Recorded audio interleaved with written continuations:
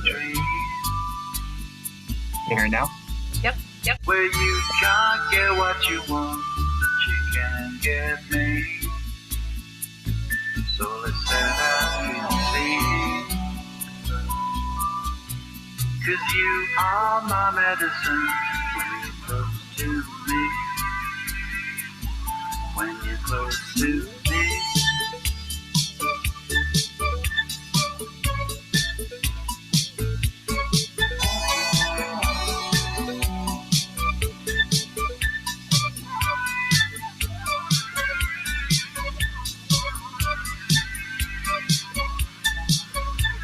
The call and the submarines round the world will go. Does anybody know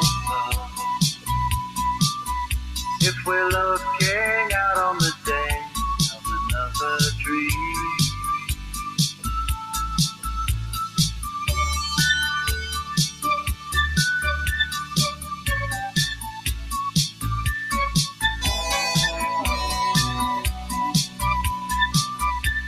If you can't get what you want, then come with me. Up on Melancholy Hill, sits the manatee. Just looking out for the day when you're close to me. When you're close to me.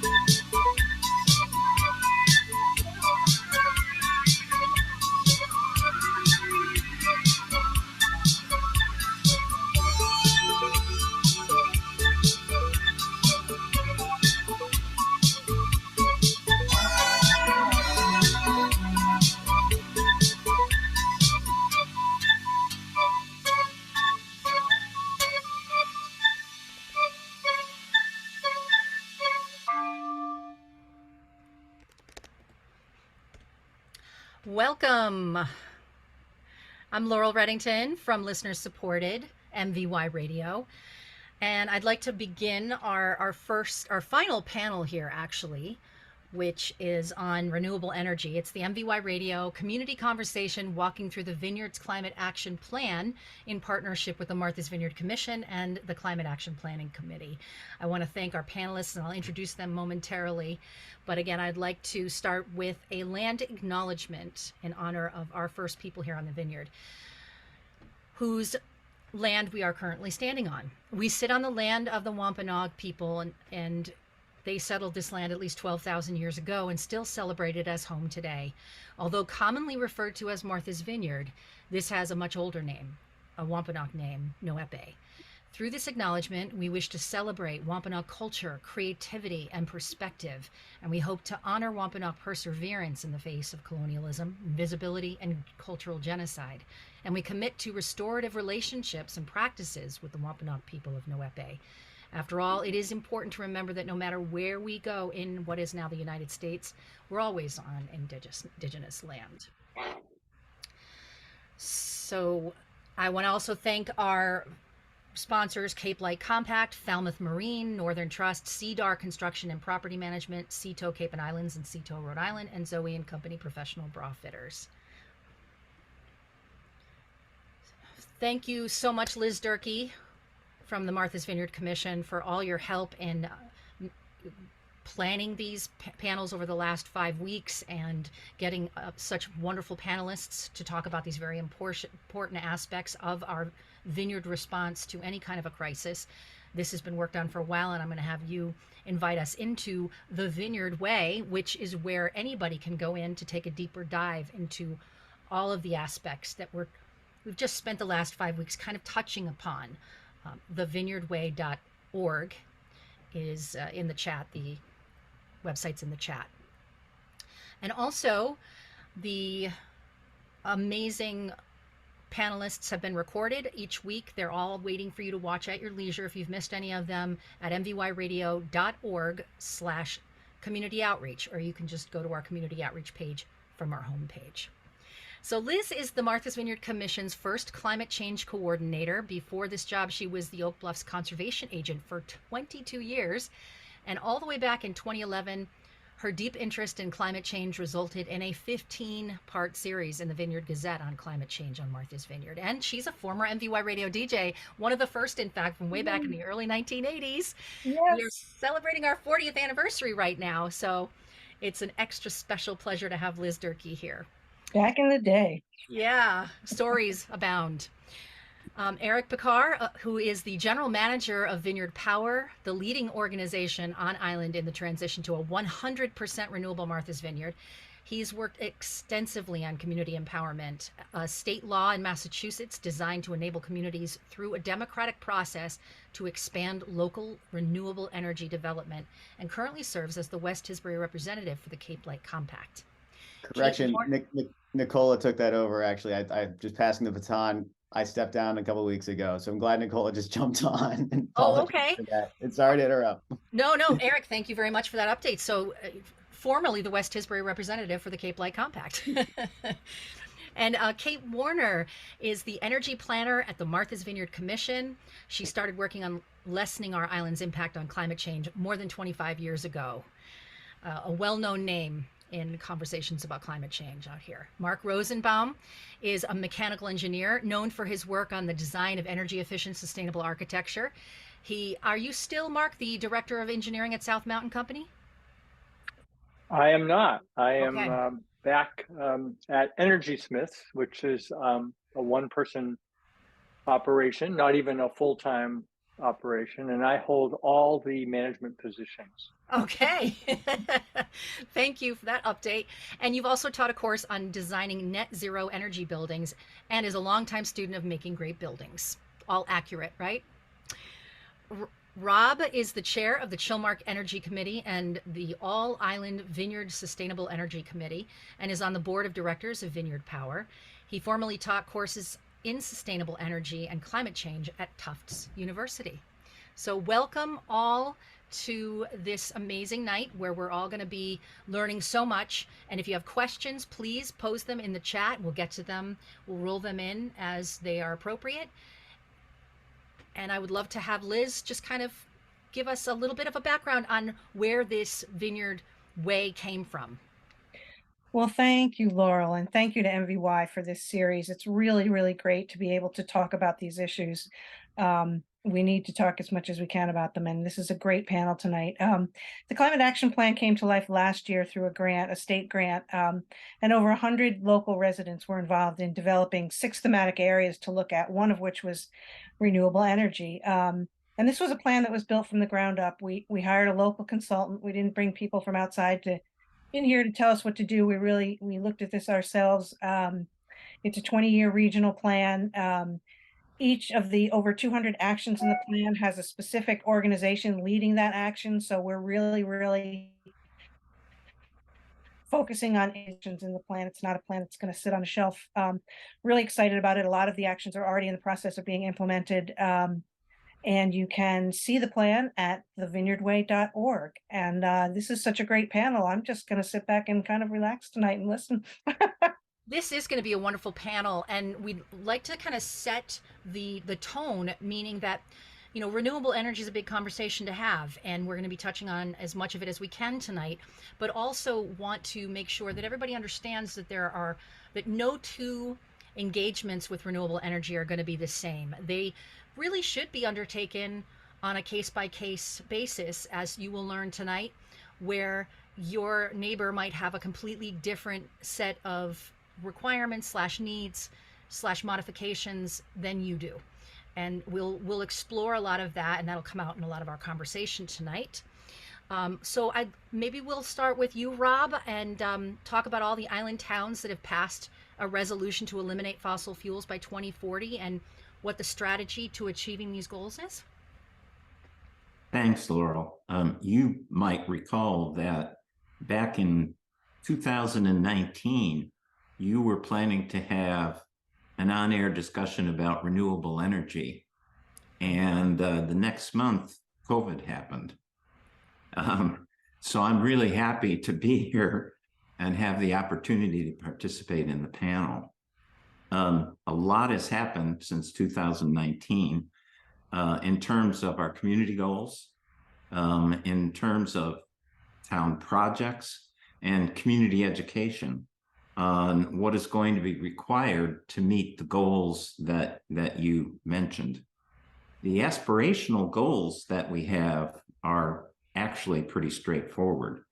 We need, and we have as a goal to reduce our fossil fuel use on the island by 50% by 2030. And we want to be 100% fossil fuel free by 2040. The other goal that we have is once we do that, we are going to need to make sure that the electricity we use is renewable. So greening the grid is the next step. And again, we have fairly simple goals. We need to have 50% renewable electricity by 2030 and 100% by 2040. So those are our renewable energy goals. They're pretty simple to remember, but not necessarily all that easy to achieve. The strategy to meet those goals is pretty straightforward. We need to replace fossil fuel energy by electrifying transportation and building heating and cooling in municipal, residential, and commercial buildings here on the island. I'd like to emphasize that we don't need any miracle technologies to achieve these goals. That doesn't mean it's going to be easy, but the technologies are all in place today. Ambitious goals are really important when you're trying to do something over a 20-year period. And those goals to transform our energy system are at the heart of actions that we're now carrying out. Once again, it's going to stretch over decades, and hopefully all of us here in the panel will get to see the fruits of that, but I'm not sure. So in any case, that's the goal set. So do you feel like we're moving fast enough? What are some of the priorities that you have? Yes. Again, we're looking out towards 2030 as our first step. And a number of people got together at Vineyard Power and elsewhere to produce a model of what our energy future needs to look like over that period of time. So we have a numerical model of what we think is going to happen to population, what we think is going to happen in terms of the uptake of electric vehicles and the increasing transfer from fossil fuel heating and cooling to electrical heating and cooling. So your question is a simple one, and the answer is probably simple as well. Looking at what's going on with electric vehicles, I'm pretty optimistic about that. The uptake on EVs worldwide, in the country, and here on the island is cause for optimism, I think. So that transformation is happening, but there's a lot of work that needs to go along to make that reach the goals that we have.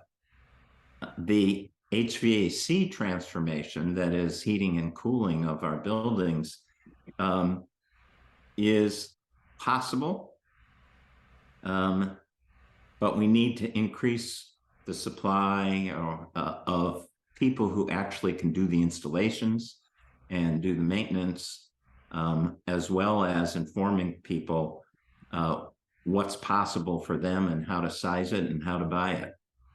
I'll just step back and say HVAC world is really going to be a great career choice for some of our island kids that are in high school now. So just to conclude, I can say with some amount of confidence that we'll definitely meet our 2030 goals in terms of green electricity. And that is due to what is going on at the state level and an increase in renewable energy, renewable electricity from solar on the island, and the commissioning of Vineyard Wind 1. All of those will come together to make good progress there. We probably have a chance to meet the 2040 goals in terms of green electricity, but that is certainly less certain.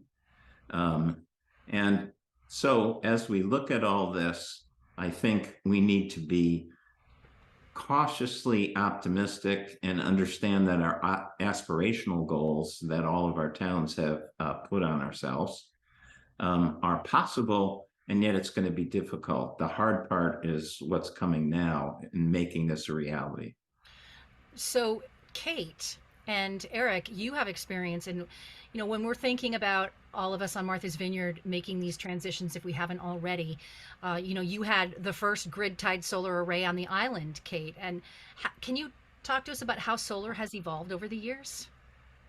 Well, solar has just taken off incredibly since I put that array in 1998. And when I put it in, it was very, very small system. And yet the electric company at the time, which was Com Electric, sent 5 different engineers down to look at it because they were so afraid of the safety issues of connecting it to the grid. So since then, grid synchronous inverters are really, very, very commonplace. The price of solar has come down phenomenally. So, I had a U.S. Department of Energy grant to do 100 solar roofs by 2010. And I don't know if Erik can tell us how many solar roofs there are now, but it's way past 100. And, at the time that seemed like a really big goal, but boy, we've done incredibly well here with solar. And it went from being what I called, being a power pioneer, meaning someone who just was doing this because they were worried about the climate and they wanted to help, to being something that people want to do because it's both good for the climate and economically feasible. Do you know how many roofs, Erik? I don't know off the top of my head how many exact roofs there are, but it's one thing that's really interesting. We're talking about roofs because you don't necessarily have to have a roof now to access solar. It's one of these interesting things. We're at a really nice point where, and I think this is really important overall because Rob's talking about the energy transition, and for us at Vineyard Power, and I think overall in the community, we really need to focus that this is a just energy transition, that it's not just some folks leading the way and other folks falling behind. And here on Martha's Vineyard, there are, pockets of environmental justice communities in Oak Bluffs, in Vineyard Haven, and Aquinnah, based on income and minorities, that we want to specifically target to make sure that those folks do have access to more affordable electricity, as well as solar electricity. So there's actually opportunities right now where you can sign up, doesn't cost a penny, and you can sign up for what's called a community solar farm or community shared solar, and you can get a 10 or 15% discount on your electricity bill just for signing up. So that's a really interesting thing. And people also, you don't necessarily have to lay out $30,000 or $40,000. If you do have a roof or you do own your house, there's the solar is a really big capital expense. And the great thing about it is, you're paying for your electricity over, 30 plus years. But equally, there's really good financing options from some developers where, they'll basically put the solar on your roof and you're getting discounts on your electricity bill and you're producing clean electricity, and it's all really beneficial. And so I just would encourage folks to look into that. And one way that folks can look into that is Vineyard Power. We have a group of we've started on our website vineyardpower.com some energy coaches. So folks have questions about some of the energy efficiency programs that are going on. We can talk a little bit about that, or electric vehicles, or solar, how to put solar on your roof. You can go there, and it's a no cost. It's no cost to anybody who signs up, and you can just basically, schedule 30 minutes or an hour to talk with somebody about how to access some of these really cool programs. There also, Laurel, just let me interrupt. There is also a Cape-like compact 100 household pilot that's just been approved. And if you're in the low income or category or on a deed restricted property, you can be part of the pilot. And what you would get would be solar panels, battery backup, and heat pump for heating your house. This is all really free, completely free. Yeah, if you're part of the 100 household pilot, they are looking for people, and you could contact the Cape-like Compact. So there's ways in for people, no matter what their financial situation is. Before I get into my next question about how we can transition, can you talk a little bit about the wind energy and what's happening with that, Erik? Yeah, absolutely. So Vineyard Power, we have a community benefit agreement with a couple different offshore wind farm developers. The first one is Vineyard Wind. I think that's the project that a lot of folks are really familiar with. That's the project that's currently under construction right now. And they're scheduled to begin offshore construction. They'll be doing onshore construction, which is just wrapping up. And they're scheduled to begin offshore construction with the monopiles in the next couple of weeks, which is very exciting. And we also have a community benefit agreement with New England Wind, which is two separate projects. That is Commonwealth Wind and Park City Wind, but I'll just focus on the Vineyard Wind project for right now. So that project, through our community benefit agreement, one thing we really wanted to look at, and this is something that we as a community started to look at back in 2009, 2010, when we first began, is, how do we as a community, essentially bring some of the benefits from offshore wind, to our community. And there was a lot of lessons learned coming out of the failed Cape Wind project back in 2009, which did not have a lot of benefits coming back flowing to the local community. So there's a lot of folks involved. Some of the folks on this call right now that were involved in really thinking about, how do we really bring benefits, from the offshore wind farm to our island community. And one of the ways we really started exploring these is just a partnership with an offshore wind farm developer. And we formally partnered with Vineyard Wind in 2016, and we signed a community benefit agreement with them. And one of the things that outlined in our community benefit agreement was job creation. And one thing that the project has committed to is having an operations and maintenance facility here on Martha's Vineyard. And the construction of that facility is ongoing right now. On Beach Road, in the Beach Road corridor there's a marine terminal going on. There's also an operations and maintenance warehouse, and they're having a helicopter facility at the airport. What's been really exciting right now is that the project has committed to 100% of the workforce to be island-based within 5 years. And we've been hosting open houses at my office on Beach Road every Wednesday from 3 to 6 for the past few months. And we've had incredible turnout of folks who are interested in getting a career and starting a career in offshore wind. And so far to date, we've had 35 plus interviews. Basically, if you're an islander and you're interested, we're guaranteeing you an interview with one of these companies that are going to be hiring here. And there's both offshore jobs and there's onshore jobs. And, they're hiring everything from, wind farm technicians to warehouse managers to vessel operators. So there's some really exciting opportunities here. And what's really cool is that three local gentlemen have already been hired onto the project by General Electric to be the first offshore wind farm technicians here in the United States. So that's something we're really proud of. And those gentlemen are being trained right now on Block Island, and they'll ultimately be coming back here and working here, and starting their careers here in offshore wind. So that's kind of one really big piece for us in terms of what's happening with the offshore wind farm. And then we talk about, some other community benefits. And the project has pledged $7.5 million to our local community here over the next 15 years. And what that money is going to go to is helping towns, tribal nation, and nonprofits develop solar and battery storage projects. So help with increasing the amount of solar that we have on the island, as well as increasing the resiliency at these critical facilities. So just as an example, like the Oak Bluff School might be a project that we could do solar and battery storage at, where, you know, the place where folks could, if there's a storm, folks could shelter there, they'll have batteries there, you know, and back as to serve as a, you know, backup generation or backup power. And then I talked about environmental justice earlier, and another piece of the funding that the $7.5 million is going to is helping income eligible, low income ratepayers on their electricity bills. We're probably in the most historically high electricity rates right now we've ever had. And there's a lot of reasons for that, and none of them have to do with offshore wind, but and what we want to do is we want to, if folks are low income ratepayers, and this is something we want to highlight as well.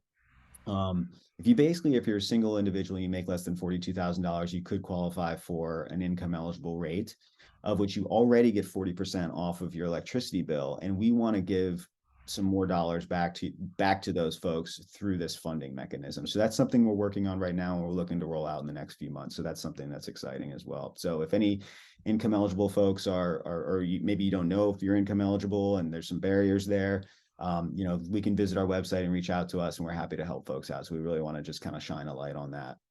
Thank you so much for that, Erik. You know, you bring up a lot of good points, because we had talked about our local economy last week. So this is actually impacting our local economy in very positive ways, with new jobs and maybe a new lifestyle out here, which is wonderful. And the other thing is that, you know, you're talking about there's a lot of layers that we have to prepare for here on our road to becoming fossil fuel free in 2040. Of course, at that municipal level and that infrastructure level and the availability of it all. Marc, you had also talked and made a really good point prior to coming into this panel about it not being the same scenario for every single person and every single home and every single business, that we really should take advantage of opportunities that are out there in the community to have someone come in and do an individual assessment. Is that true, Marc? Yeah, I would say, you know, Rob mentioned that what we're trying to do is transition to electrified transportation, electrified buildings, and renewable electricity, both on site and from the grid. And the tough one is the buildings. And if you really look, you know, nationwide, probably close to 50% of our emissions relate to buildings. And the number that people usually use is slightly under 40%. And then there are other allocations to things like transportation and industry. But where do you think all the building materials come from? They come from industry, and they get transported. So really, when you look at emissions, buildings represent probably at least half of our emissions. And unlike automobiles, and we're fortunate living on Martha's Vineyard that, you know, an automobile only has a certain service life, right, Kate? Because of iron likes to become iron oxide. And so people turn over their vehicles more quickly than they turn over their houses, and even parts of their houses. So I think the important thing when you think about a building is to think about a master plan. You're looking for a roadmap of how you're going to improve that building. And we look at not just solar or heat pumps, because those are technologies. We look at the building, and we look at the current condition of the insulation around the building. We look at the leakiness of the building in terms of air moving inside and out. And we'll look at the energy bills and how much energy is being used, and how much is electricity and how much are fossil fuels. And we have to plan not just for covering electricity with solar, but we tend to think of how we're going to change those fossil fuel equipment over to electricity, and what is the additional load that they will add to the electric use. And then what's the additional load that an electric vehicle will add to that electric use. So we're doing a whole building assessment, and on the building side, we're not just thinking about energy. I mean, typically when we're looking at an existing building, there are other things that are either maintenance issues or due to be replaced and repaired. So I call that, let's make a list of the current deficiencies of the building. Are there things like mold that we need to deal with? Are there rodents in places that we'd rather not share with them? So we're looking for other benefits besides just an energy benefit when we look at a building enclosure and we look at making it better insulated and tighter. And as people have mentioned, you can get a free energy assessment from C.A.P Light Compact. So that's the place that we start, is looking at what the building uses now, what condition it's in, and then what things can be improved, particularly at a reasonable cost. So weatherization typically will consist of people assessing the building and saying, how can we make it less drafty? Because that's usually a quick payback on effort. And where are there places where the insulation plane is just deficient and we can add it fairly easily? So we're looking at what I call the building enclosure, and then we're looking at the mechanical equipment. And our goal with really getting the enclosure thermally to be better is that then the equipment we're going to replace the fossil fuel equipment with, the heat pumps, will be smaller and cheaper. So it has to be an integrated look. And if the heat pumps are smaller and cheaper and the house uses less energy, then the solar electricity, the renewable electricity, can be smaller. So sequence. There's a sequence that needs to happen. It's a sequence, and sometimes we don't almost ever get to do it all at once, but we want a roadmap. And what we're trying to do is avoid doing things that for some reason later we're going to say, oh, we shouldn't have done that because now it makes it harder to convert that system to a heat pump. So we're just trying to take a holistic picture at the building and solve as many of the existing building problems and things that people have complained about for years in their building. At the same time, we're looking at energy. We're trying to make our buildings safe and healthy, and certainly getting fossil fuels and combustion out of them is a big factor in that. We're trying to make them comfortable, and we're trying to make them durable and reasonable to maintain. And the durability part is important too, because we're not just looking at the operational energy and carbon emissions from a building, but we're looking at the amount of carbon that is emitted every time something has to be replaced or repaired or reclad on a building, because all those materials represent what's called embodied carbon. That's step number one, is this assessment and this plan. And then that's after that is starting to unroll. You start to think about, okay, who might need a different source of heating for their hot water pump, or maybe somebody needs just a whole different air exchange system for air conditioning and heat and all that kind of thing. But that would be the next level. Can you talk a little bit about what goes into an efficient heating of hot water for just for an example? So our typical go-to particularly here on the Vineyard, I mean, I think this is true nationwide, is what's called a heat pump water heater. And it's a device with a little compressor built on top of the water tank. And that's not an unusual thing. We have compressors built on top of things in our houses right now. Those are called refrigerators. So think about the same thing making hot water. It's taking heat out of the air where it's located, typically a basement, and it's putting that heat into the water. And so particularly outside of the heating season, that heat that it's taking from the air is free. And the other reason that it makes it a particularly good strategy here on Martha's Vineyard is as it's taking heat out of that air, it's cooling it down, and it's also removing moisture. So a heat pump water heater is kind of a mild dehumidifier in your basement, I was gonna and say that'd help with mold. Yeah. that's something that most vineyard homes can use. And some of that energy that's now going into electrical energy is going into making hot water, isn't going into the dehumidifier anymore. That is enormously advantageous for our vineyard homes and all the mold. So we are actually, again, just in our approach, and as we're learning tonight, it's fun to do things that are going to help with climate change. You know, Kate, you were talking about that earlier, about there are a lot of things that we can do, and as we learn, it actually becomes a holistic approach at our own physical health as well as the health of our environment. There's a bunch of different things that just end up connecting when we just do small things like this.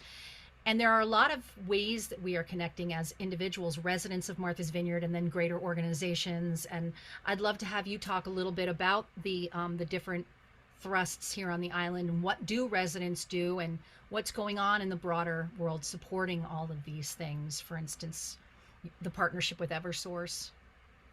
Well, as the energy planner at the Vineyard, I am looking at some of the larger aspects of this transition, whereas Vineyard Power is really, and Marc are trying to help people individually and businesses individually.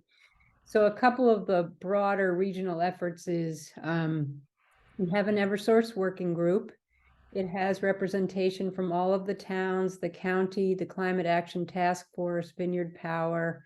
And what we're doing is meeting about quarterly with Eversource to talk about what needs to happen in what's called grid modernization.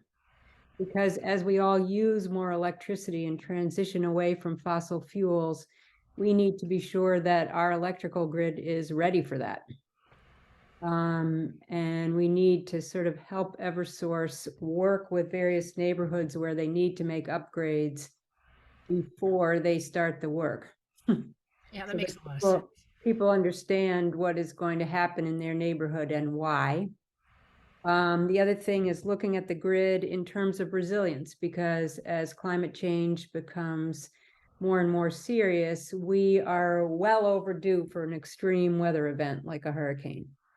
The last one that many people on this call would remember is Hurricane Bob, and that was in 91 or 92, and it was a level 2 hurricane. We haven't had a level 3 hurricane since 1954 and 1938. So the level 2 hurricane was fairly damaging. Where I lived, I was out of power for 8 days. So looking at how the grid can be more resilient, and then also looking at how individual households can be more resilient, are two pieces of that part. So Erik, we talked a little bit about, obviously, the cost of and the help that's out there for solar panels and things like that. But what do we tell people who want to buy or who want to install a solar array? How does the cost of solar electricity generation compare to the current cost of electricity generated from fossil fuels at a power plant? Yes, I mean, solar is very advantageous right now. I mean, if you were going to essentially, if you consume around 7,000 kilowatt hours a year, which is in electricity, that's just kind of just maybe an average amount of electricity that a home might use, then you're going to basically spend almost about $30,000 roughly on upfront if you're going to do this, just looking at the capital expenditure upfront, and that's a lot of money. Don't get me wrong, that's a ton of money. But then there's incentives. So you're looking at a 30% tax credit, thanks to the Inflation Reduction Act, and then another about $1,000 from a tax credit from Massachusetts. So you're looking at a project price of about $19,000. And then let's say it takes 8 or 9 years to pay that back. And assuming you do some maintenance on your array and that array will last 30 years. So can I ask a question? I'm sorry to interject. Yeah. When you say pay it back over like 8 or 9 years, are you talking, like, are you paying for it through the electricity that is coming through your solar panel? How is, what? Yeah. So basically, once you buy the electricity, once you spend $19,000 on your array, what you're doing is you're matching the amount of solar production over the course of a year, solar production that array produces versus the amount of electricity that you're consuming. So at the end of the year, there's like a 1-for-1 match. Like the amount that you're consuming is the same as the amount that you're producing. Okay. And so that zeroes it out. So what that means, in 8 or 9 years, you will have spent around $19,000 on electricity, meaning the payback to get you to the original number that you spent. And so after year 9 or 10, it's basically free. You're basically free electricity at that point in time. Minor maintenance here and there. So let's say maybe you spend another $5,000 maybe on inverters or something else over the next 15 years. So we did a bit of a calculation, and I want to thank my colleague Luke Lefebvre, who was our solar guy at Vineyard Power here. So about 30 years, the total cost of electricity is about $26,000 with solar. Without solar and current electricity prices, which are very high, you're going to be spending about $63,000. So you're almost saving about $40,000 over the 30-year life of the project. So that's real. So if people talk about, okay, like solar's too expensive, solar doesn't work. Yes, solar is very expensive in the sense you have to have a large amount of capital up front to pay for it, but then you're essentially paying for electricity over the life of, the next 30 years. And then equally, if you have a house, you're potentially adding, equity in your home and value there. So that's so basically it all comes out in the wash, so to speak. It really just, there's ways you also can pay for it in time, just kind of like a bill. So it's really feasible and manageable. I think it didn't get mentioned, Erik. You also get money for generating clean power for the state, right? That's currently the SMART program. That is done right now because the price of it's only done because the price of electricity is so high. So there's a bit of a balance, and what Kate's talking about is there's some incentive programs at the state, and those incentive programs kick in based upon the price of electricity.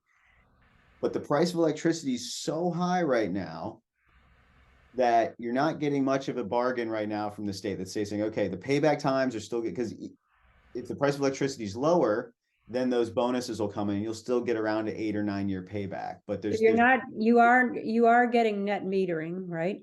That's all you're getting. If you installed your solar panels in the last few years, you still qualify for the SMART program. But if you did your solar panels right now today, you're just only getting the net metering credits, which is the offset of the cost of your electricity bill. So what I like to say about that, Laurel, to just keep it really simple, is all during the day when your solar modules are creating power, if you're not using power in your house, your meter is spinning backwards. And at the end of the month, Eversource comes and reads the meter. They just charge you for whatever number they see at the meter. So you're getting credit for spinning your meter backwards. And the other thing I wanted to say is for the federal tax credit, I believe you can take it over a number of years, right? So it's not something where you have to be making a tremendous amount of money to be able to use that tax credit. And to pay off the cost of having them. Now, Liz, you just had some solar panels installed at your house, right? Yes. And what's your experience? Yeah, what has your experience been? Well, I've been looking into solar panels for years now, and every time I looked into them, I thought, gee, that's really more money than I can afford to pay to do that, especially as our roof got older and older and needed to be redone. And so recently we decided, instead of buying solar panels, that we're leasing them from a company. So they installed the panels for free, and we pay them a fee each month for that. But we still end up saving money on our electricity while we're doing that. And so we got a new roof, which we had obviously paid for, have the panels in. They'll be hooked up soon, I think. And, it's not as cost effective as owning them, but it's something that is really valuable for people who just don't have that much money to hand out in the upfront. One huge way to slam dunk the project, and I'm glad Liz mentioned this, is if you decide to do a new roof and solar panels at the same time, you can actually take a 30% write-off or 30% tax credit, pardon me, on the cost of the new roof as well, wrapped up into the project, the solar panel project, because the Inflation Reduction Act, the IRS looks at that as one project. So that's actually one of these little bonuses that if you kind of want to do it all together, you can add the tax credit to the roof cost as well, on top of the solar panels. Just to put this in really simple terms here, solar at this point in time is a bargain. It will save people money as long as one can find their way through the upfront costs that are involved. But I'd like to point out that based on what we know about the island, greater than 10% of our total electricity is now generated by on-island solar panels, predominantly on rooftops, but also on several large arrays in a number of our towns. So solar is a key part of the future, and costs should not get in the way. And Erik, you were talking earlier about there's so much help for people because that might be something that is keeping us from going there. You can help us. Your organization can help all of us find our way into getting solar at our home. Correct. Yeah. So we have a couple different things. So we launched an energy transition program. Rob laid out this energy piece really nicely in terms of what the goals are for the island by 2030 and 2040. And, how we envision that is, basically, and Mark spoke about this as well, it's converting our usage to electric, so getting off of the fossil fuels, propane, and then converting to heat pumps, getting off of heating your home or heating your hot water, with fossil fuels and heating them with heat pumps as well. People driving electric vehicles, electric transportation, electric buses. We're looking at electric airplanes. Kate's talking about electric ferries. We're talking about electric lawnmowers. So moving everything to electric. And then where does that electricity come from? It's coming from renewables. So then we talk about solar. And then offshore wind, we don't get there without offshore wind. So that's a huge piece of this. So this is all part of this energy transition. So moving away from fossil fuels and then getting folks to these electric systems, these heat pump systems. And this isn't for us, this is not about like wagging our fingers at folks saying, hey, you have to do this, but it's about making smart, informed decisions when folks need to make those smart, informed decisions. And at the time when they have to make them, at the time when their hot water heater blows, or at the time when they need to replace a boiler, it's like that's when you need to really start thinking about how can you upgrade your systems and also save money overall. And so you can go to our website at all. We have energy transition coaches I mentioned earlier, so you can talk to folks there. And then we're also helping administer the energy efficiency programs. And this Mark mentioned this earlier, and this all starts with these, the home energy audits, through Mass Save and C.A.P Compact. And I know a lot of folks do these programs. They're really great, and they're no cost. And you can do it if you're a renter, you can do it if you're a homeowner, you can do it if you're a business. So those are really big things, and that unlocks. Essentially, once you get your home energy audit, you kind of get your plan about what your house is. My house might be leaking a little bit of air here. You might need to replace, a heating system here. You kind of get a little bit of a roadmap, and then we can help you identify areas for savings. So as an example, right now for heat pumps, there's a $10,000 rebate for air source heat pumps right now. Folks might ask, where does this money come from? This money comes from our electricity bills that we're already paying.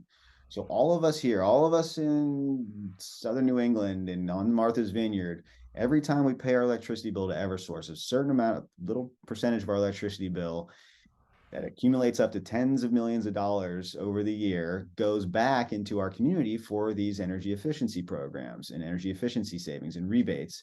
And so, again, $10,000 for air source heat pumps. You can get, they come out and they switch out your light bulbs, LED light bulbs. That's really great. You can get, $30 for like a little washing machine, or $50 for, say, an electric lawnmower. So there's all types of really cool things.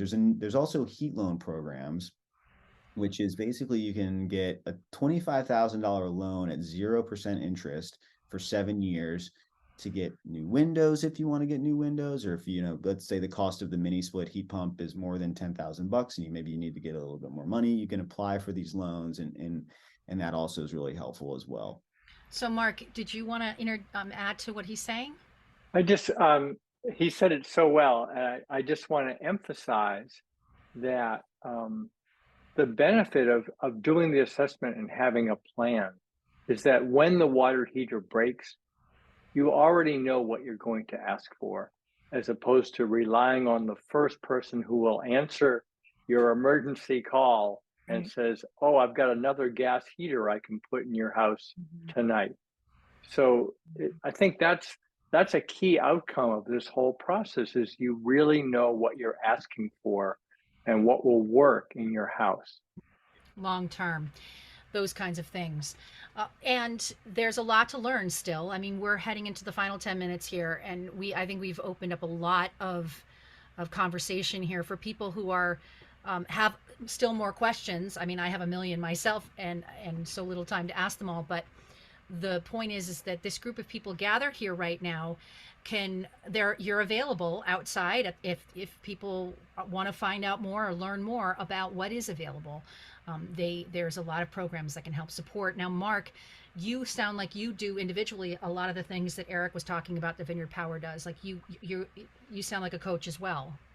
Are you a coach as well? Well, I'm a consultant, so that means that I use big words, and I'm billable by syllable. But really first of all, I'm doing this more for larger buildings and for, communities, looking at schools and municipal buildings. But I am also working with Vineyard Power because we're looking to train a bunch of energy coaches. And there's so much that is riding on having the skills in one person that can go to your house. Because I think what we're trying to work with here is the typical situation where you have someone come to your house who can tell you about getting weatherization done. You have someone coming to your house who can sell you and install heat pumps. And you have someone coming to your house who can talk to you about solar. And if those three things are not integrated, you're not going to get the best deal. You're not going to spend your money where it gives you the most value. So, Erik's organization, we're working together to essentially train the coaches. It's so as opposed to me going to an individual's house. But you're joining forces. The point is that a person is dealing with a group of people or people that are not going to be separate. They're going to all have the same knowledge and working together and getting you your best, most energy efficient home. And we hope that's the goal. Well, I think we've started a lot of people on that the way to that. I know in the final couple of minutes here, let's talk about electric cars, because I think that's another thing that a lot of people have been interested in. What goes into, what should we look for when we're buying an electric vehicle? Rob, you own a Ford Mach-E Mustang, and there's a bunch of other ones out there that are really great. So does everybody want to kind of weigh in on their thoughts on an electric car? Yeah, well, let me, since you mentioned the kind of car I just bought last summer, might as well point out that back in the day, you show credentials that you can use the words back in the day. Yes.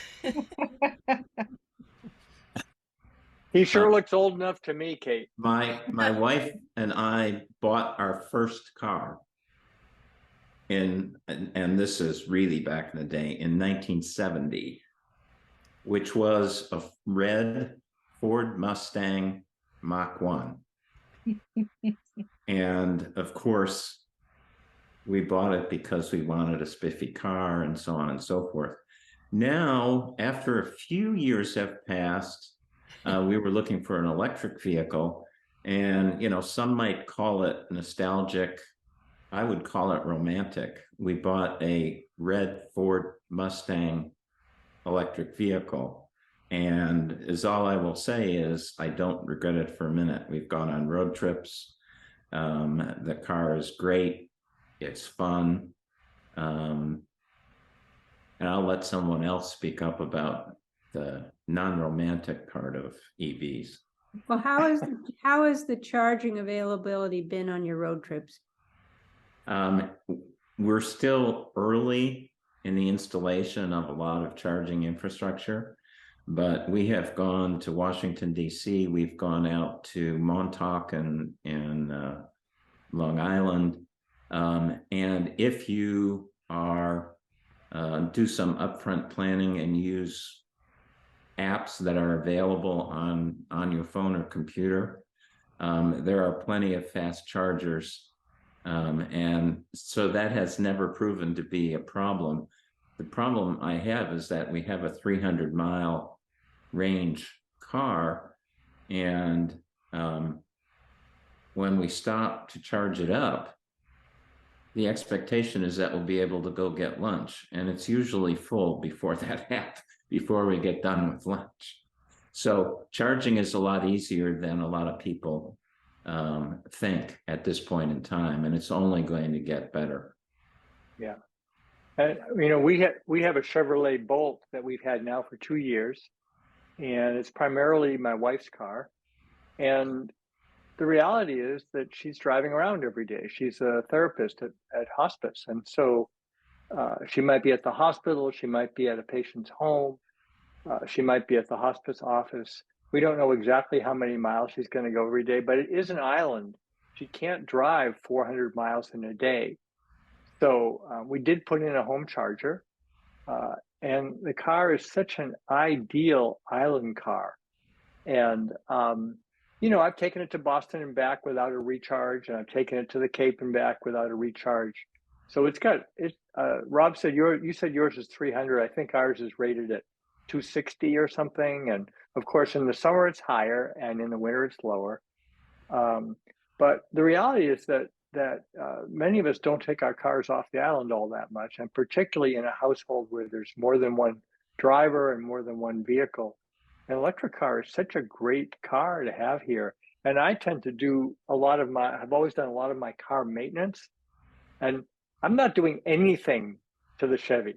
I don't have to change the oil. I don't have to top up the transmission fluids. I mean, really, I put snow tires on it in the winter, and that's pretty much it. And I really think that, if it doesn't rust out, we're only putting about 6,000 miles on it a year. I put that on my gas-powered car, but those miles are almost all off the island, and typically me going to clients or something like that might be in New Hampshire or Vermont. That car could last us for, if it doesn't rust out, that car could last us for 20 years. And just, no mufflers, no timing chain, no radiator leaks. I mean, really the cost of ownership, it's less per mile, even at our exorbitant electric rates, it's less per mile. But the maintenance part of it is the part that I really like. There's nothing. I wanted to draw attention to Erik. He put in a website in the chat about some rebates and incentives for electric car ownership. And I know, Kate, you wanted to add to what Marc said. And I have one final question for you too, Erik. Kate, did you want to add to something Marc said? I just wanted to say I had leased the smart car, which I very much liked as an island car, but it didn't have enough range for going off island. But the one thing I would say is get heated seats. Because combustion engines make a lot of heat, and it's very easy to have heat for your car in the winter. But when you turn on the heat in an electric vehicle, you are running your range down. Oh, So what I found is by having the heated seats, I was able to use the overall heat less, and that saved And me on steering wheel, Kate. time. Steering And wheel. heated steering wheel. It makes a thank you for difference. that. Erik. I just want just one thing on electric vehicles. So if folks want to talk anything about electric vehicles, I am the electric vehicle coach. You can go to vineyardpower.com. You can set up a free chat with me. I'll walk you through all this stuff because it's really important right now. The Inflation Reduction Act, there's a change. The incentives have completely changed for electric vehicles to incentivize, cars that are manufactured here in the United States. State of Massachusetts has a $3,500 cash rebate back to you. And another really cool thing is that you can now get a $4,000 tax credit on a used vehicle of up to $25,000, used electric vehicle of up to $25,000. So there's a lot of really cool things out there. And I encourage folks, if they want to chat with me about it, I'm happy to go through that. And electric vehicles are affordable. They are affordable. And what about the one, just like really quickly here, because I know we're in our final minute here, but what do you, people thinking about lithium batteries and all of that kind of thing, what are your thoughts on that? Yeah, there's no silver bullet is my thoughts on this thing. And obviously rare earth minerals, yes. And nickel is another thing. I just read an article in the Washington Post about nickel mining in Indonesia, which was pretty scary. Like, there's no silver bullet here. And I think the thing is we all need to be very conscious of it. And whether you're, all of us are using computers that have lithium batteries. We all have phones in our pockets that use lithium batteries. I mean, we're already making a mark. But if you compare it to greenhouse gases, fossil fuel emissions, those types of things, I mean, in my opinion, the electric vehicle is it might not be the best, but it's the best right now, in my opinion. Okay, one final comment, Kate. I just wanted to say that I've been down this lithium battery path a lot too. And in speaking with one of the speakers from Ferries Now from Denmark, he said, really the key is to get your government to get an active recycling program going of batteries so that these minerals are recaptured. So we have some work to do. We have some work to do, and battery technology is rapidly changing.